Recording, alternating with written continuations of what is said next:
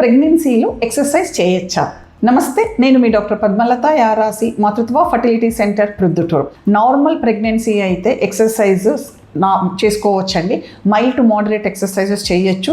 Heavy liftings, వంగడము లేవడము హెవీగా ఇటువంటివి చేయొద్దని చెప్తాను అనమాట. హై రిస్క్ ప్రెగ్నెన్సీస్లో అయితే మేము ఎక్సర్సైజెస్ అవాయిడ్ చేయమని చెప్తాం. హై రిస్క్ ప్రెగ్నెన్సీ అంటే ఏంటి? యూజువల్లీ ఎక్సర్సైజ్ చేయకూడని హై రిస్క్ ప్రెగ్నెన్సీస్ ఏంటంటే ప్లెసెంటా ప్రీవియా లేదా లో లయింగ్ ప్లెసెంటా, అంటే మాయ కింద ఉండడము లేదా కంప్లీట్గా మాయ గర్భసంచి ద్వారాన్ని మూసేసి ఉంటుందన్నమాట. అటువంటి కండిషన్స్లో చేయకూడదు.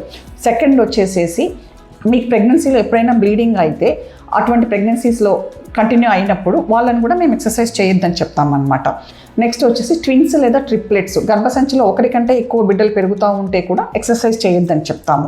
థర్డ్ థింగ్ వచ్చి ప్రీటర్మ్ లేబర్, మీకు ఎప్పుడో 7వ నెలలోనో 8వ నెలలోనో కాన్పు నొప్పులు వచ్చినాయనుకోండి, అటువంటి పేషెంట్స్కి ఫర్దర్గా మీరు ఎక్సర్సైజ్ స్టాప్ చేయండి, హెవీ ఎక్సర్సైజ్ చేయొద్దు అని చెప్తాము. ఇంకొకటి షార్ట్ సర్విక్స్ అనమాట. షార్ట్ సర్విక్స్ అంటే గర్భసంచి లెంత్ అనమాట, ముఖద్వారం లెంత్ తగ్గిపోతుంది.